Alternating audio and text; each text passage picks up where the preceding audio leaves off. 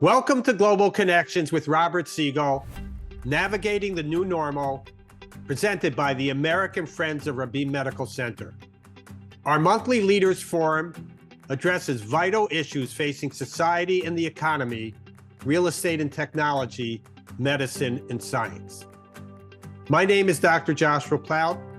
I'm the Executive Director of American Friends of Rabin Medical Center, AFRMC, a 501c3 National American charitable organization based in New York City. We at AFRMC represent Israel's premier hospital, Rabin Medical Center in Petah Tikva in Greater Tel Aviv, the leading institution named in honor of Prime Minister Yitzhak Rabin. The hospital is a model of coexistence. It serves 1 million patients annually from all ethnic and religious backgrounds with the same compassionate care.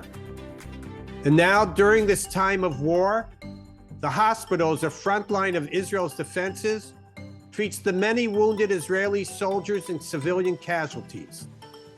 We remain in awe of the doctors and nurses at Israel's Rabin Medical Center in the ER, ICU, and orthopedic departments as they respond to the October 7th atrocities. Medical staffing and vital equipment are dangerously low, and the hospital is working overtime to treat wartime patients.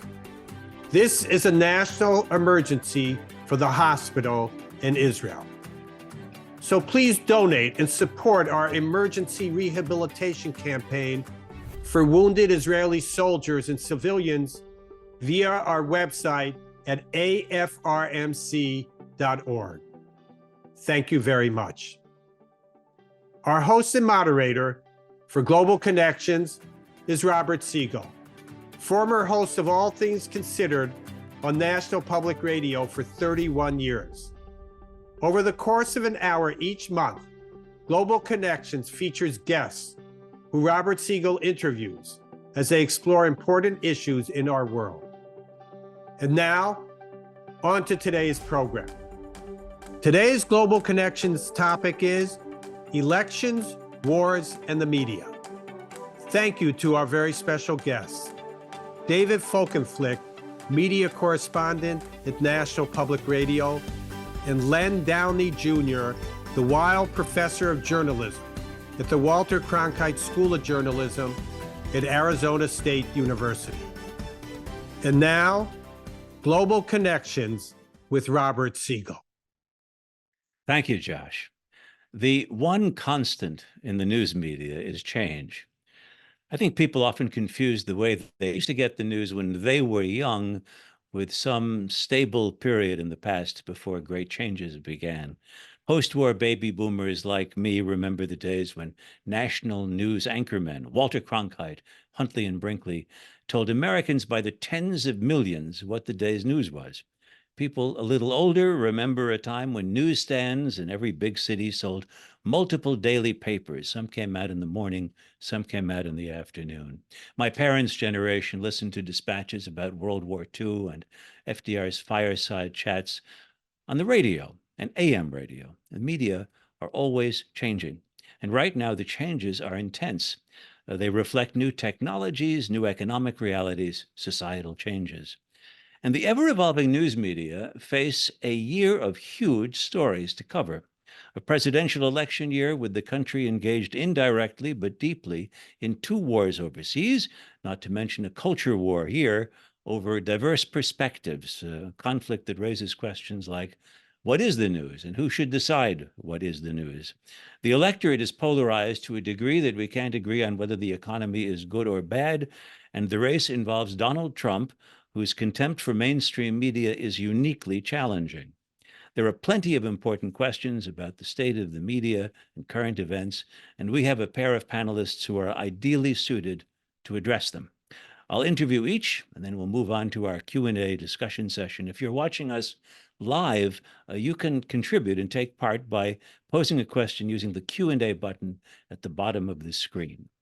Our first panelist is Leonard Downie Jr., And nowadays, he's a professor of journalism at Arizona State University's Cronkite School of Journalism. But before that, Len Downie had an illustrious career at the Washington Post, rising from a local news reporter to executive editor, running the paper, a post he held for 17 years. In between, he did just about every kind of reporting and editing that a reporter can do at a newspaper. Len, thank you so much for taking part today. In this hour, we're going to hear about American journalism and the challenges it faces in the coming months, but we'll get to the substance of that a little bit later. I want first for you to give us some sense of the state of the news business as a business. We hear a lot about newsroom layoffs, local newspapers folding. How bad is it out there? It's very bad for most American newspapers, not counting the really big ones like the New York Times, the Wall Street Journal, the Washington Post, which have national, international audiences and are able to charge money for that, expensive subscriptions that keep them going, that replaces the huge loss of advertising they've had. But around the country, it's harder to raise that much money from audiences. And so a number of newspapers have folded. Other newspapers have been bought by Wall Street hedge funds who are allowing them to be whittled down to virtually nothing while taking what remains of the profits out of them, selling their printing presses and their newsrooms and so on. And so a lot of newspapers have folded around the country, and that's the bad news on the newspaper front. The good news is that thanks to the same technology that took a lot of the advertising and audience away from those newspapers has now made it possible for individual journalists, small groups of journalists, to start nonprofit local news organizations all around the country on the internet. And they are being financed at this point primarily by foundations and giving by the public, much in the way that public radio and television are. So yeah, the public radio and television quote business model unquote to my enduring Yes. surprise is now something that may yet restore the daily paper, or not on paper, but the daily digital news service. Yes. We used to think of a newspaper or a broadcast station, for that matter, as being defined geographically by where it was sold or listened to, what was its market, which town hall should it cover. I recall moving from New York to Washington, D.C. and reading the Washington Post, which was a paper read by, I like to think of, by the passengers in the taxis and the people who drove the taxis, by the people in the offices and the people who were the security guards for the offices. It was all about Washington, D.C. Is that dead now? Has the internet eliminated that relationship between a news outlet and a place, since a place can be anywhere given access to the web? That's true. The Post still has tens of thousands of paper circulation, but that audience is growing older, including people like my age. And so the primary audience is now on the internet, and much of it does not come from turning to the Washington Post on the internet and reading everything on its site, but rather as you find on social media. You'll find stories that you then take you to the Washington Post story, or podcasts that may be growing out of those stories. A whole variety of ways in which people can come into the news that the Post is providing, and that's more so for these news sites around the country that are entirely on the internet and entirely dependent on finding internet audiences.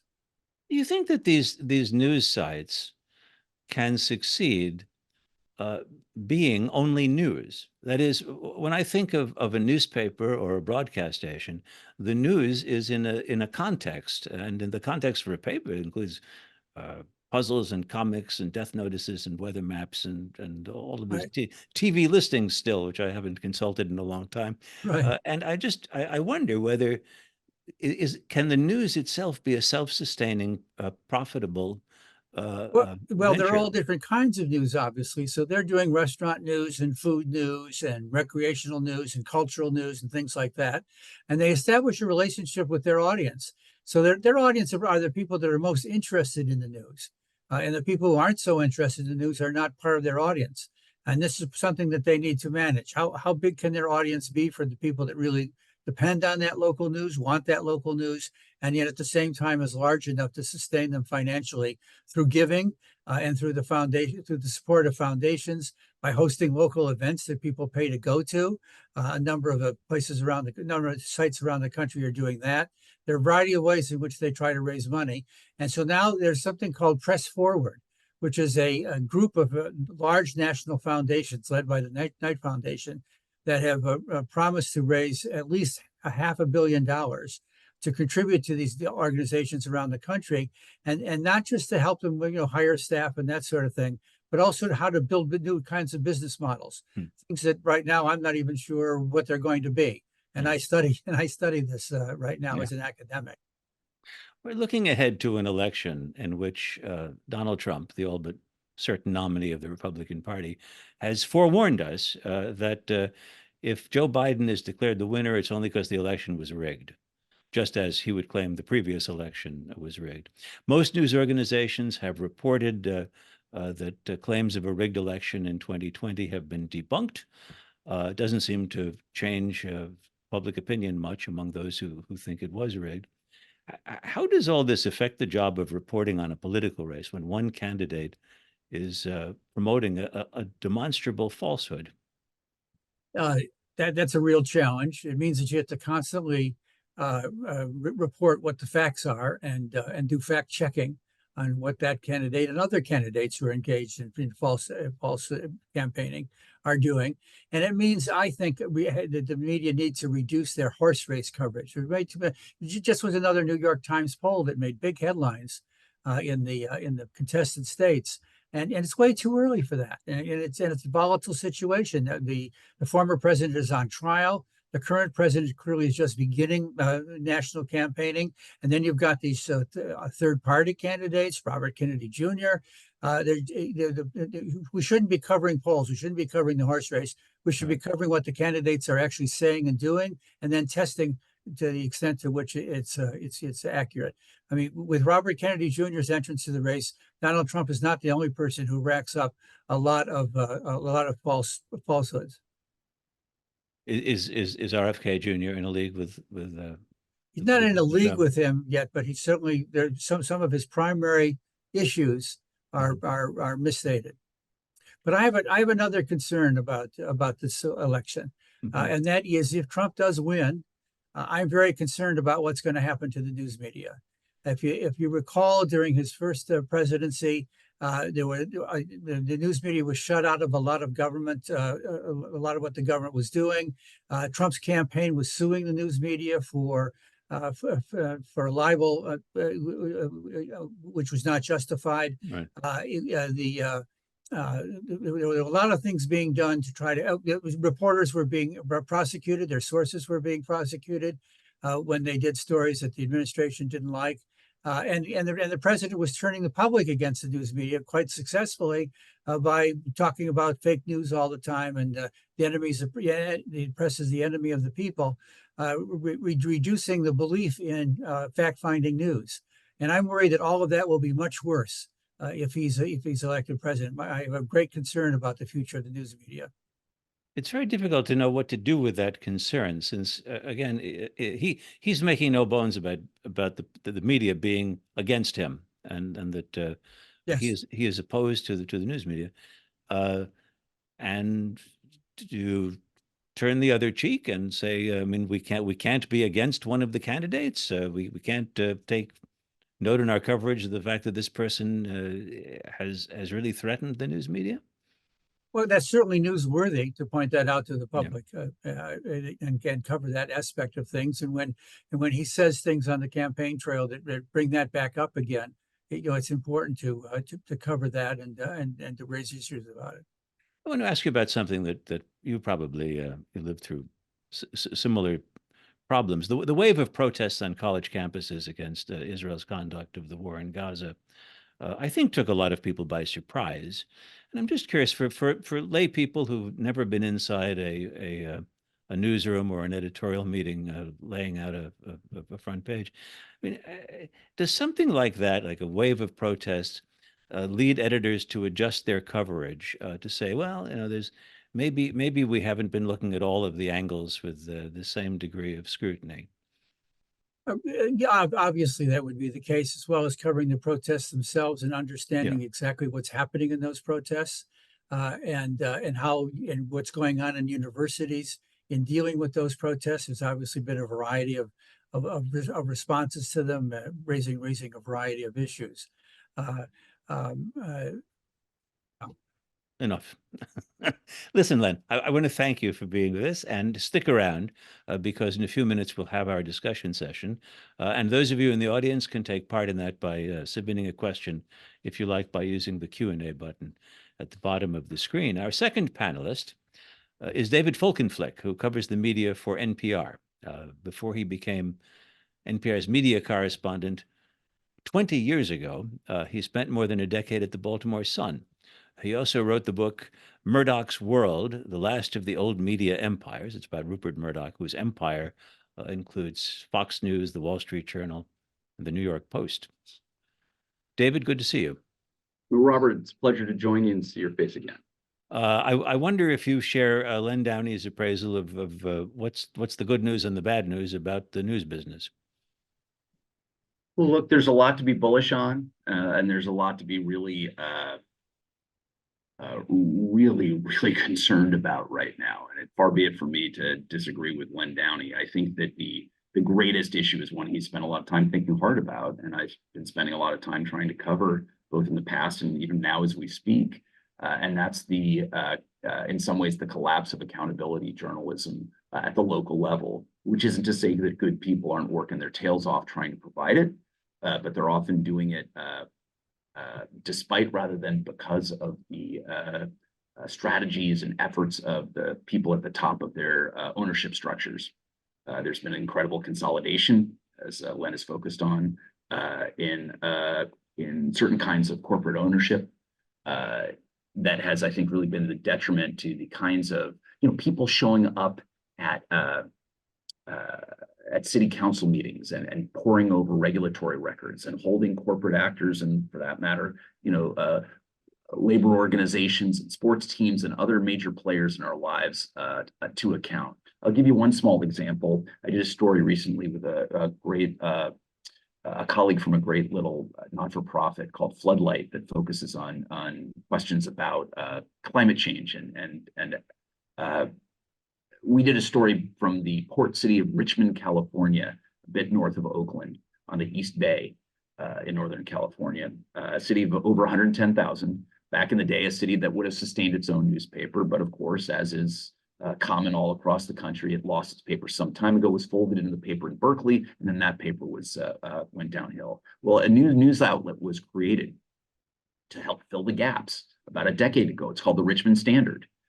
Well, why is that name familiar? Well, that name evokes the name of Standard Oil, which is an important one for the city of Richmond because, of course, Chevron Oil, a descendant of Standard Oil, has one of its largest refineries in the country based there. It is the largest is the largest employer, it's the largest taxpayer, it's the largest polluter, and it owns the Richmond Standard, which is the main local news outlet there. So I went with my colleague Miranda Green from Floodlight News there for a week doing reporting, and they have city council meetings. Again, for a city of 110,000, it's not nothing. Yeah. We were the only reporters there.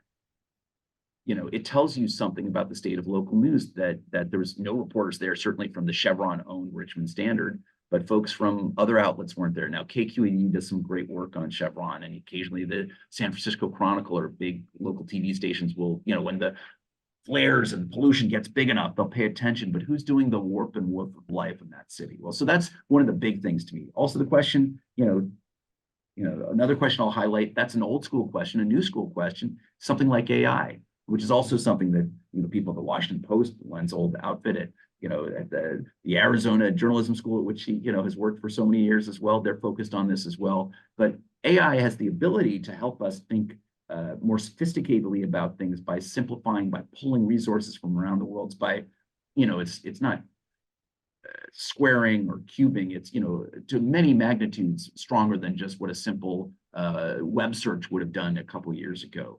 But it also has the ability to essentially ravage the economic model of journalism, even further than it's already been torn apart by the combination of their avaricious owners and by what social media platforms and Google searches have done. And right now AI is built to deliver information. It's not always clear how authenticated it is, and it's often not clear where it's come from.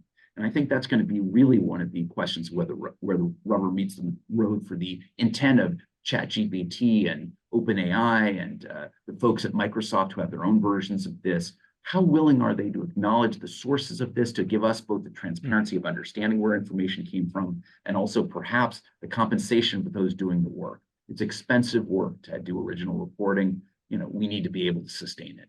So the question of financial sustainability and viability, I think, undergirds so many of the questions of the sustenance of what we do right now. I suppose in the matter of the decline of accountability reporting, there could be a monument to the George Santos story as an example of what happens when a suburb, a county with of over 1 million in a congressional district completely misses a made-up character who runs for office and is not. One little weekly bothers to find this out and is not believed. Right. I mean, what a great example. George Santos became a national obsession, right? He was on all the late night talk shows. There, the candidate the Congress. David Folkenflik, we just lost David. He's frozen for a moment. So if you remember, George Santos was the Long Island, and I think he had a part of Queens in his district as well, Nassau County in Queens, who it turned out had completely fabricated a work history, a personal background, a personal ethnic background, experiences that he'd had in Brazil were left out of his self-description. And indeed, he was elected to Congress because the incumbent congressman tried running for governor, lost in the primary, but left a vacancy, and there was a weaker unknown non-incumbent running, and Santos became a member of Congress. Have we been able to reconnect with David Folkenflik yet? Or is that David Folkenflik? There you are, David. Hi. Sorry about that. Apparently, internet got shut. What I was going to say was just that Santos, was this incredibly lively fixation that we all had for quite some time. But the Times, and for that matter, the Daily News, the New York Post, major television networks based in New York, they all missed it. Mm-hmm. But to be fair, the Times also missed AOC. I mean, here was a woman running for Congress in one of the 5 boroughs that makes up the name of the New York Times, right? Mm-hmm. New York City. And she defeated a longtime party boss, Joe Crowley, in a primary that the New York Times never saw coming. And the New York Times' financial model is extraordinary. They now have what, according to A.G. Sulzberger told me, is 2,000 journalists working for the Times now. An extraordinary, unprecedented number for a newspaper in this country. How many based in the Bronx? Yes. And very few. But what's more, it's their financial model is rewarding them not for covering New York City, but originally, in the 80s, became building itself west into a national publication and now a global and digitally. And so they're not going to be rewarded with incremental subscriptions, but you know what? It's the right thing to do. And it turns out she had an extraordinary influence over the shape of the new Congress. So, these are things I'm a great admirer. I pay for the Times. I get them on weekends in print edition. I have friends there, all the good things. But this tells you something about, in the absence of local news, where are we going to cover the things that ultimately define who represents us? There's a website called Statista that I looked at, which took a survey in 2022 asking journalists about journalism. And the great majority used negative words to describe the state of the industry. Very few faulted the media for inaccuracies or for partisanship. But what 42% of the people said was some variety of struggling or chaos to describe the state of the news industry. Do those words ring true to you? It's funny. We obviously here at your old shop, a place I've worked at now for a few seasons or two, we've certainly found ourselves in the face of a real controversy in recent weeks, launched but not limited to one of our own. A year ago, the company laid off 10%. You could argue we've been part of the various, cultural battles over how to think about the credibility and the place of the media in larger society. By and large, I think that NPR has a bunch of dedicated journalists who try to do their job the best they can, sometimes better than others. By and large, I think NPR is trying really hard in each of the people I work with to fulfill its mission. Sometimes different people interpret that differently, but are really desperately trying to get out information. The bigger question is more how forces larger than us are often able to toss us this way and that, and force us into thinking about things that are external to our journalism, our passion, the consistency of standards, the breadth of our coverage, the ways in which we want people to hear their own voices on the air from all walks of life, all different points of view, all corners of the country. And they kind of knock us away from the things we care about. The things that people argue about on cable are often about how the media functions, are often very alien from what it is people are actually wrestling with at the newspaper level, in the newsroom level. And what I would say about this, the statistics that you saw, was that I think for many people, it's like, look, there are newsrooms where you have 3 people in a newsroom that might have had 200 some years ago. There are newsrooms in Illinois where I've talked to journalists where the top editor is based down in Lakeland, Florida. Like, how do you put out an authentic, organic report that speaks to the people of a region if you're not of it yourself and you're not there? The executive editor has decided to work from home. Is that no? He's from the home office of the group, I assume. No, it's that they basically said, "Hey, fella, you've got 5 newspapers to oversee, and some of them may be places that you don't know anything about." I mentioned the title of your book, Murdoch's World: The Last of the Old Media Empires. I was just wondering why you're confident that he's the end of something. Might Mr. Musk or Mr. Bezos decide to buy some more properties and yet become a media baron? They might, but I think you're seeing it as, I would argue that would be a new media empire when you tether it together with their enormous digital might, right? Such things would always be an appendage or an indulgence. Bezos seeking to make the Washington Post viable financially on its own feet in ways that he has not, to date really succeeded, particularly post-Trump.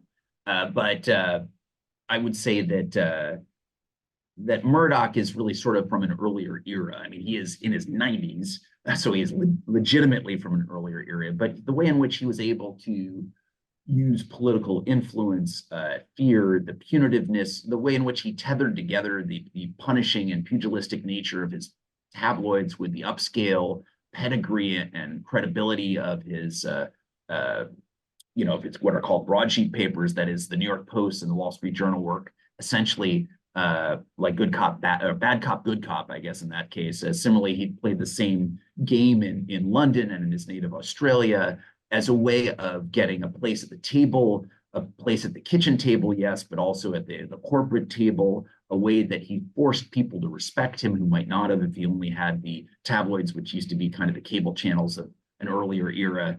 And to use political influence, have people fear him and do business with him, throw him business favors, a whole lot of financial concessions from, government after government, administration after administration in a variety of these countries. I don't see that. Elon Musk has certainly used Twitter at times as a bludgeon to lift up and tamp down on those he favors or opposes politically. He's done it while, seemingly damaging the value of the property he took over. He doesn't seem that effective at it, but he has certainly changed very much the nature of Twitter. It doesn't seem to me he's changed the nature of the direction of the political fortunes of the parties. David, one more question before Len Downie rejoins us, and that is, I want you to describe how you see the challenge that Donald Trump poses to journalists and their attempts to cover the politics of the country and the election campaign this year. So, Donald Trump metaphorically sucks the oxygen out of any room he enters. And that's, whether it's the ballroom at Mar-a-Lago if somebody else is being married, a banquet for charity, which no doubt he has to be held accountable just to send the money to, if he's promised it, or a political debate room. There's going to be no figure on the scene currently who's more compelling than he is as both a negative or positive force, both attracting or repelling people, he nonetheless draws their attention. And the question is his manifestations of his personality, not his actions, but his reactions, newsworthy in and of themselves? Do we need to cover everything he says? Do we need to cover him live simply because we can? I use we in sort of the broad sense. Do we need to take seriously what he says? You know, we were admonished, you need to take him seriously, but not literally. Well, some of the stuff you had to take literally, because it turned out some of the stuff he tried to do in the first term that people said, oh, no, that's just a manifestation of him wanting to get control of the border. He's not actually going to, you know, put a ban on immigrants from a large number of Muslim majority countries or something similar. Well, he ended up doing a lot of stuff.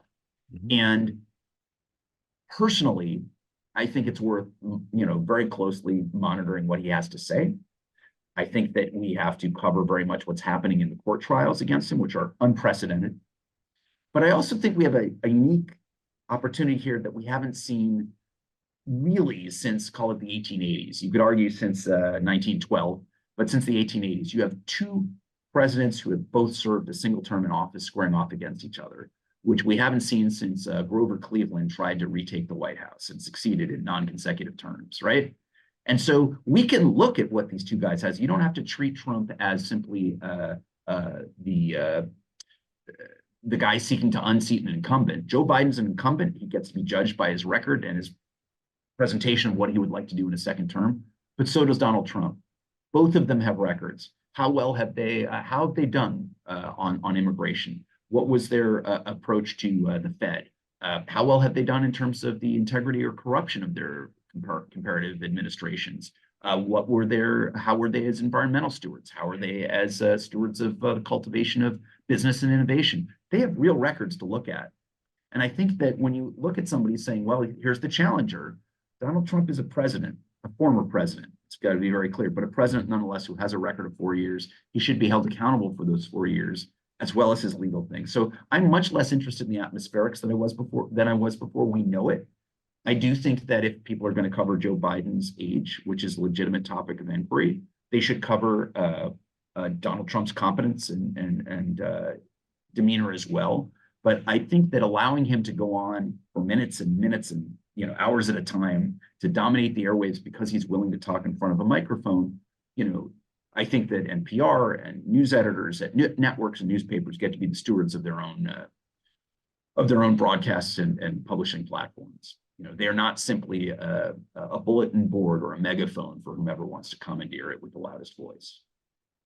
David Folkenflik of NPR, thank you for being with us. And Len Downie, formerly of the Washington Post, now of Arizona State University, I want you to rejoin us and put some more questions to you, and we'll hear some questions that people can submit by using the Q&A button at the bottom of the screen. First of all, Len, I'm just curious, were there things that David Folkenflik said that you'd like to comment on, or that struck you? I thought the last thing he said about how the media ought to be covering this race is really important.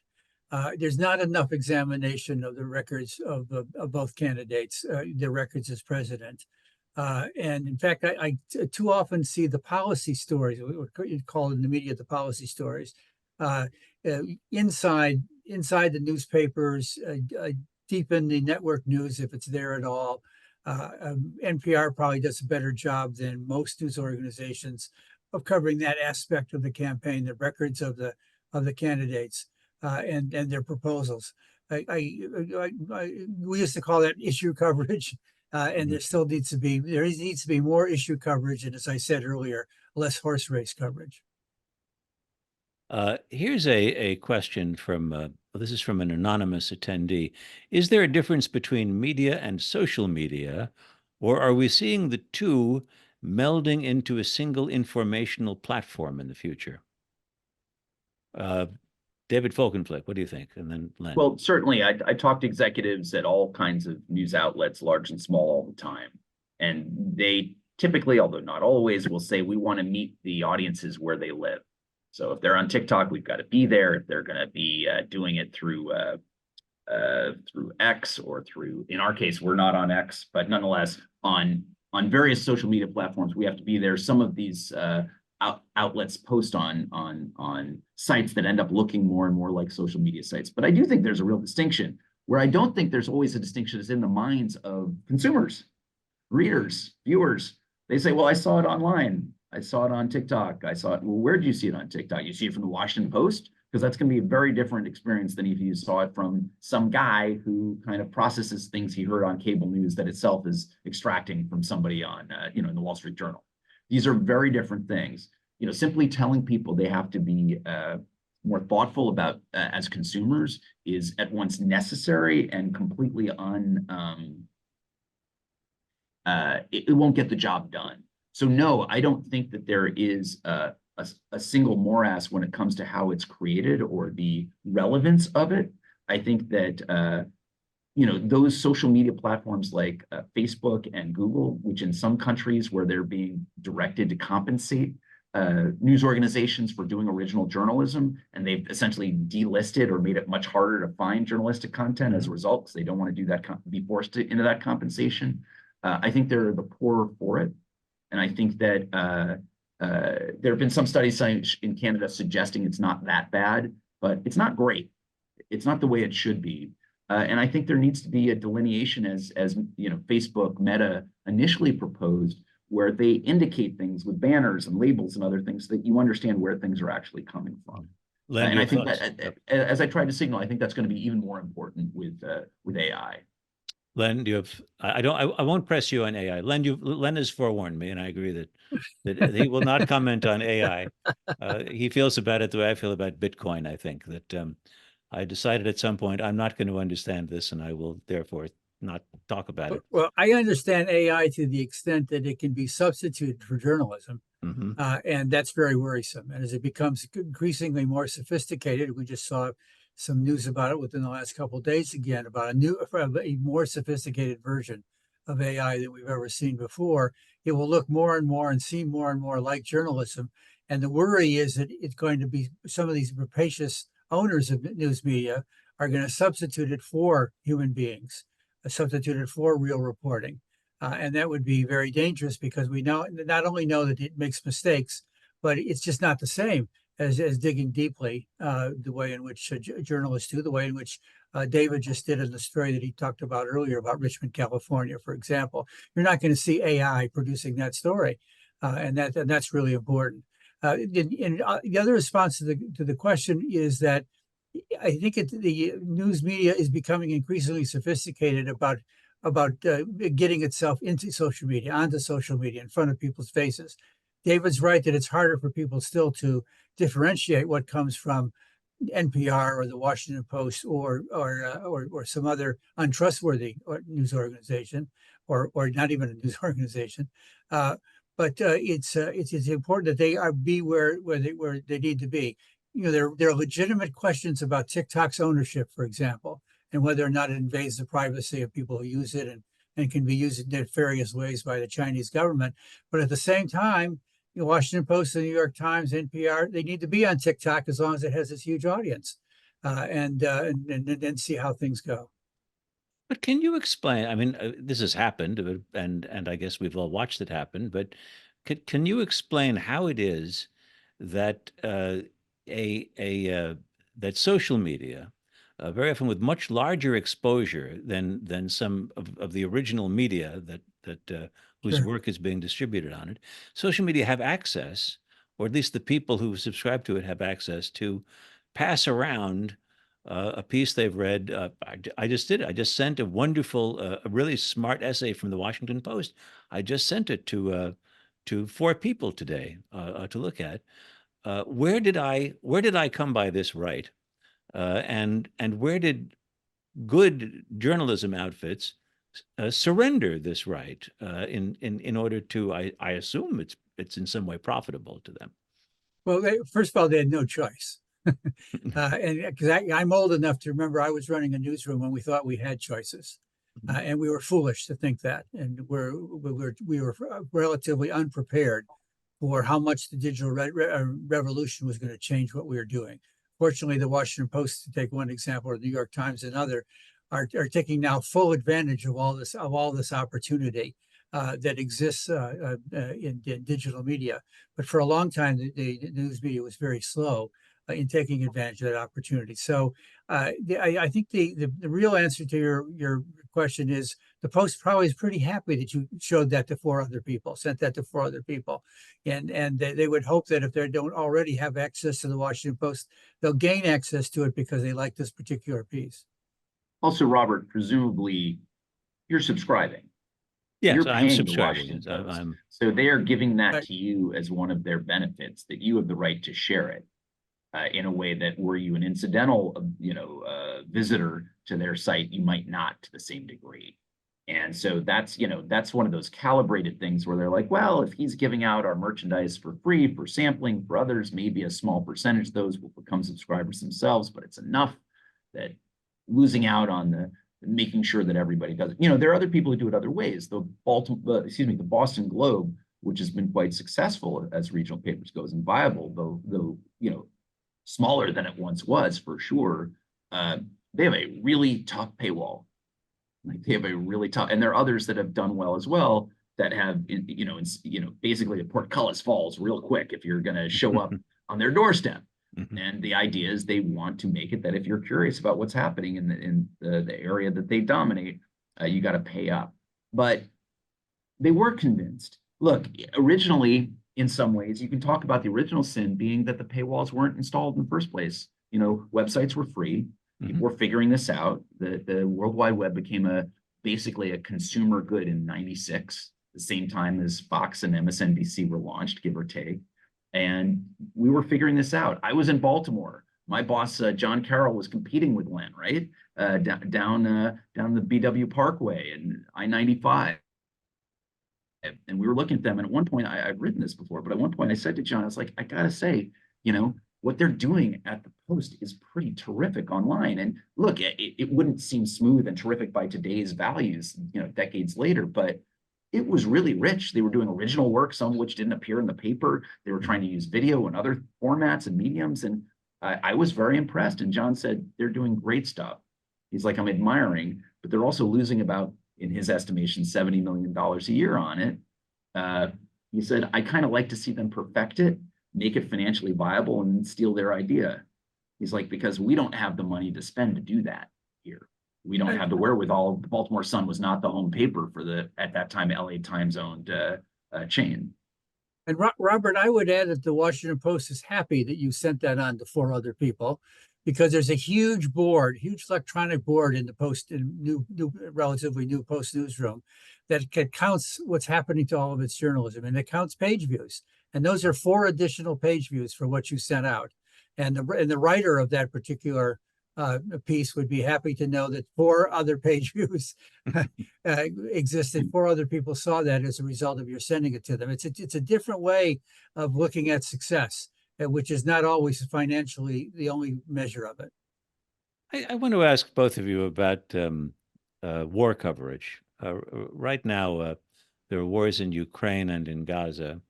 As we discovered in the House of Representatives, there is some opposition to our support of Ukraine. It's not overwhelming by any means, but that policy is a little bit more controversial than it might have seemed a year ago. There's a lot of controversy over our policy in the Gaza war and our continued support for Israel, which is by agreement not even reviewed. I remember when there would be crises in the Middle East, the amount of mail we would receive at NPR in my day, accusing us of bias in one direction or the other was always intense.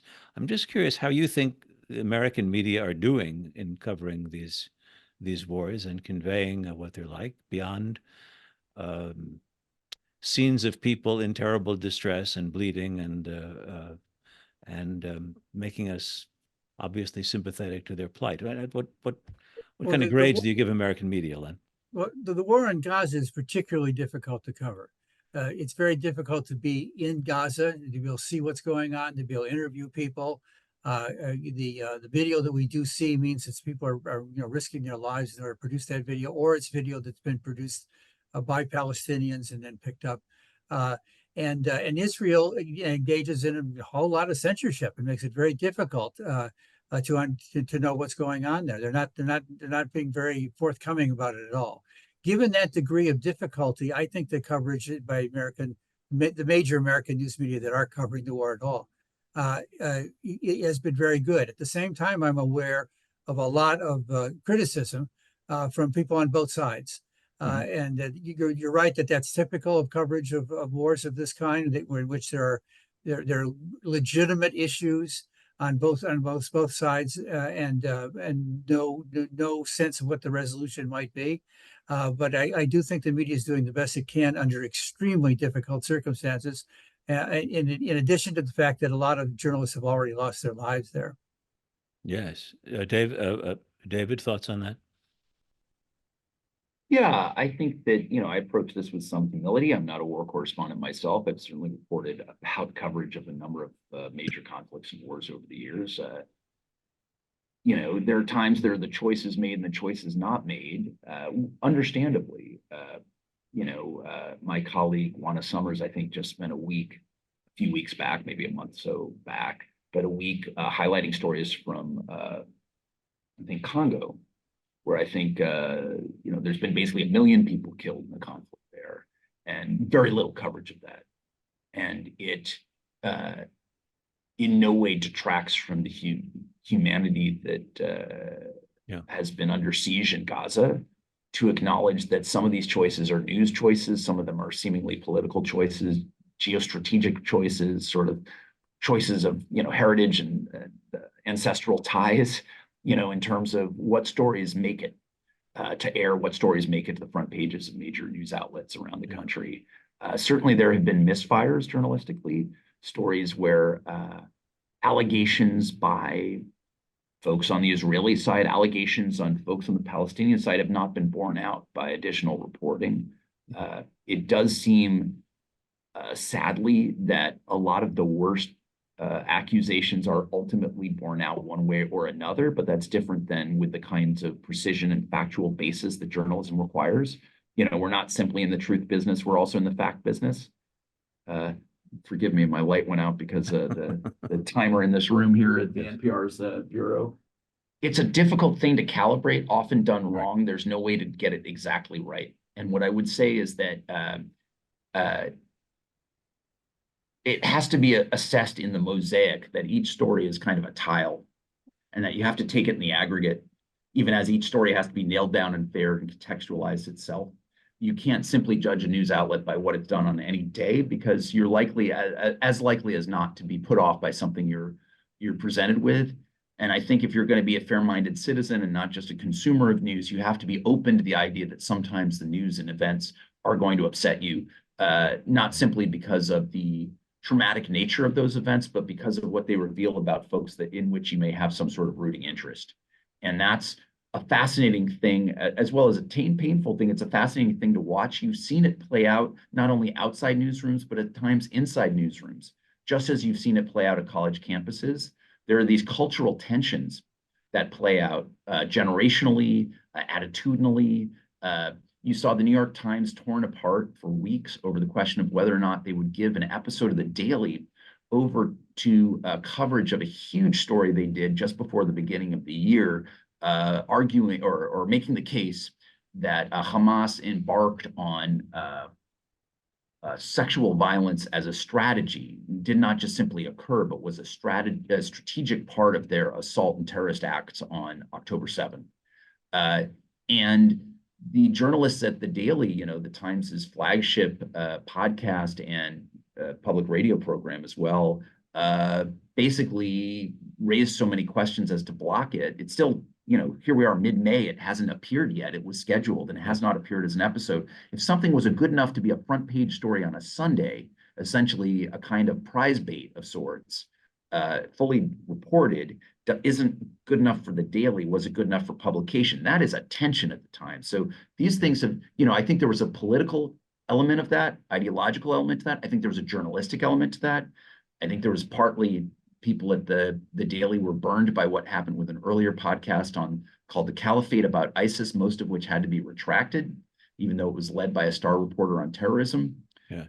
And so, war is, I think, in some ways, the most difficult thing to report on in real time. Yes, that controversy led to, I think, a petition of journalism professors who would criticize the story, and that that was not turned into an episode on the Daily. Robert, I should add about the coverage that, in contrast to the early coverage of Vietnam, for instance, before accountability coverage finally took hold and actually influenced public attitudes towards the war, that right from the beginning of this, news media have done, I think, a very good job of trying to when things occur and there are explanations from one side or the other for what happened, to begin the investigative reporting to find out what really happened, and even if it sometimes does call into question that news organization's original reporting, nevertheless is being pursued, and trying to get as close to the truth as possible. It under very difficult circumstances. And I think that's an important characteristic of the coverage of this particular war. Here's an example of what we're talking about. And if we were on, if I were being a journalist right now, I would not read this because I can't vouch for its truth. I don't know if this is accurate, but a listener, Joel Schwartzman, writes that the UN has revised their estimate of the number of Gazans who've been killed in the war. I just don't know. Maybe you guys know that. I don't know that for a fact. Why do you think this story has received as little coverage as it has? How is it that media in the U.S. has been so willing to repeat the figures put forth by Hamas without doing the due diligence? By Hamas, we mean the Gaza Health Ministry, which is like every other official office controlled by Hamas. Why has the U.S. media gone with these numbers without doing the due diligence to validate Hamas numbers? I don't know how they would validate Hamas numbers, but this is what you were just talking about. So not to speak for, go ahead, Len, please. Yeah, well, I would just say, first, I wasn't aware of that new UN count. It's certainly newsworthy if it exists. And if it does exist and it hasn't been reported, I don't know why. And and whether it exists or not, it's been circulating, and at least Mr. Schwartzman has sent it to people. David, you were about to say? Yeah, so we did a story about this. A colleague of ours wrote about this earlier today. It's revised it because it's I think shifting over as the health ministry in Gaza, that is, to be fair and clear, a health ministry that is controlled by Hamas has confirmed the identities of the casualties. So they have downward revised its tally of women and children killed to focus on confirmed and identified deaths as opposed to just the overall deaths, because they can more precisely offer figures. So it does have the effect of saying, well, there are fewer women and children killed than previously reported. It does seem to offer a greater degree of precision and accuracy than before. That may be that, as is alleged, Hamas was hiding the number of men and presumably the number of combatants who may have been killed. But it may also be just because it's taken a long time to identify a lot of bodies hit by missiles and other things that were not identified before. So these were not, at times there were adjustments like this during the intense time of COVID, where different kinds of measurements were used and then comparisons were made. It wasn't quite apples to apples. I think it's fair to ask these questions, but I don't see any effort. In fact, I see that, CNN and the Times of London and NPR and, all kinds of outlets are covering this shift, but they're trying to explain it. I think it's going to take more rigorous analysis to presume. But Robert, you're right. It's not as though we can go to Hamas and I can stroll in there and say, hey, Dave Folkenflik from NPR, line them up, show me what you got, and let's verify all this stuff. It's very hard to do. Hamas has attempted, as the Times' recent reporting on, the kind of spy system and network that Hamas has maintained in Gaza. Hamas has a great deal of support in some quarters. It is reviled in other Palestinian quarters, but it has had a stranglehold over that area since winning election in I think it was 06 or so. 05, I think. Oh no, 06, yes. I want to ask about something completely different. Enough Gaza. There's an argument these days about diversity, equitableness, inclusion, DEI, whatever. And journalism, like education, is one of the areas of American life which is very much engaged in this discussion. Does having a newsroom that is diverse mean that the reporting that will come out of that newsroom will be in some way qualitatively different, or is now qualitatively different than it would have been in a less diverse newsroom? And does that mean that editors and publishers should be thinking in terms of different standards of what's good, of what's fair, and what in the reporting that comes out of their newsrooms? Len, what do you think? A colleague of mine at the Cronkite School, the former president of CBS News, and I did a study about this that caused some commotion in the news industry. And in fact, yes, newsrooms are becoming more diverse. It was only some decades ago that newsrooms were almost all white and all male, and therefore there's a lot of life experience and knowledge about things that would be left out of those newsrooms because they didn't have experiences that would make them do reporting that they might not otherwise do. And so newsrooms are much more diverse now. They're also working harder at covering the diverse communities more than they did before. There are some television stations, for instance, that Andrew and I discovered. Andrew's the this is Andrew Lack. No, it's Andrew Hayward. Oh, excuse me. Andrew Hayward, former president of CBS News. And we've discovered newsrooms where the television newsrooms where they're now putting reporters out in parts of the city that they never covered before. And as a result, are discovering stories that they never knew were there before. And the same thing is in my newsroom during the quarter century that I ran the Washington Post newsroom. I not only wanted the newsroom to be more diverse, I wanted people to hear from each other about their knowledge about things and their attitudes about things, not to shape coverage to a certain point of view, but to have the coverage be smarter than it would otherwise be. I remember, for instance, the beginning of the AIDS epidemic, and discovering that there were people in my newsroom who were gay, who were not outwardly gay, and who would come to me confidentially and say, "There's this bad thing going on." We were the first newspaper in the country to have an AIDS reporter, for example, as a result of that diversity of our newsroom. And I made it clear to people in the newsroom that anybody in the newsroom could comment on any story that they saw in the computers. Once we had computers, everybody saw what everybody else was writing. And they can come to me, or they can come to another editor, or come to those other reporters to say, "I think there's something wrong with this. I think you're missing something here." Again, not to slant stories, but to make them as complete and as close to the truth as possible. So the diversity is a good in and of itself, regardless of whether you see that your circulation has increased dramatically with this group or that group because of the way you're reporting. Correct. Because you want to be as accurate and fair as possible, and you want as much help as you can from a diverse newsroom in doing that. David Folkenflik? I don't speak for NPR, although I cover it and I get my paychecks for it. But what I can say is that it's absolutely true that news organizations benefit from having people from different walks of life, different parts of the country, different backgrounds. I remember an editor who hired, a Navy veteran who drove a cab, but kept writing letters to the editor, raising interesting questions. He ultimately hired him as a columnist.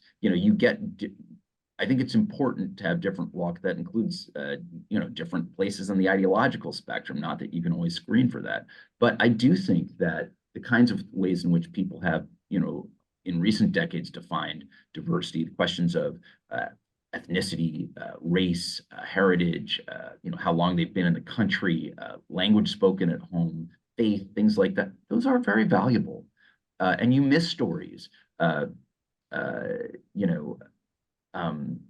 I wrote a story in Denver about a powerhouse local station that's really terrific, local TV station, that laid off 3 Latinas, prominent on-air journalists in sort of the same brief amount of time, and it caused kind of a spasm at the station. One of the things that interested me was that a young reporter was one of the 3 women.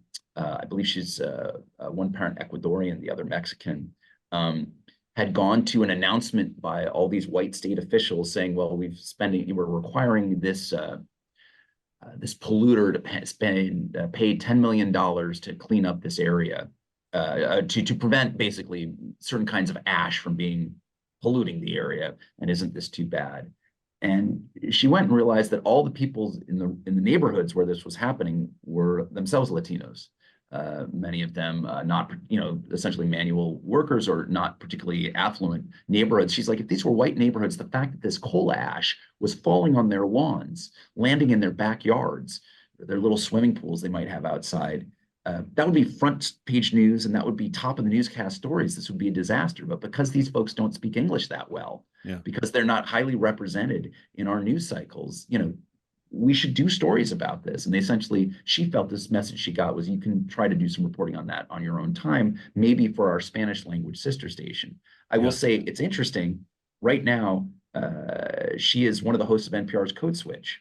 She joined NPR later on after leaving the station. I'm not a person who made hiring things, but I thought that was a fascinating progress where, it turned out NPR's bosses wanted her insight and input into what kinds of stories are told and how they're told. That's not to put aside the critique that has come from the outside, that we need to reflect all of America. And that includes, people who come from, white Protestant backgrounds too. But there's a lot of life that is lived in America is changing. And we need to reflect that, not simply as a strategy. It hasn't worked enormously well as an effort for us to recruit new audiences. But I've got to say our workforce definitely looks different than when you started out here. I will say this, Len takes me back to the days when I was running NPR News for a few years, and it was during the early phases of the AIDS epidemic. And I remember our science advisory committee confirming, to my satisfaction, that this was not overblown, that this was the epidemiological problem, the crisis facing the country at that moment. And we did a lot of coverage. And as a result, I don't think there were very many gay journalists working in the coverage, in our original coverage. But I think we attracted a lot of terrifically talented gay journalists who heard that this was a place that wasn't afraid of reporting about these things. So I thought NPR benefited in that way. I've benefited from listening to you two guys today. You make me feel better about journalism, however struggling or chaotic it may be right now. And I'd like to thank you both, David Folkenflik and Len Downie, for spending so much time with us. Thanks, friend. Thank you very much. And also many thanks to Joshua Plout and Roni Giuliano from American Friends of Rabin Medical Center, which produces Global Connections, and our technical director, Bobby Grandone. Thank you to our program sponsor, which is the American Friends of Rabin Medical Center. It's a 501c3, a national charitable organization which represents in the U.S. Israel's biggest hospital, Rabin Medical Center, in Petach Tikva in Greater Tel Aviv. The organization's website is www.afrmc.org. At this critical time, we ask you to please consider a donation to AFRMC's Emergency Medical Relief Fund to help Rabin Medical Center in Israel as it treats countless wartime casualties. And you can do that at www.afrmc.org. Join us next month as we rebroadcast Global Connections, How Old is Too Old to Work and Lead, with Dr. Felix Benninger, Laura Karstensen, and Jeffrey Sonnenfeld. I'm Robert Siegel. This has been Global Connections. Stay healthy and stay safe.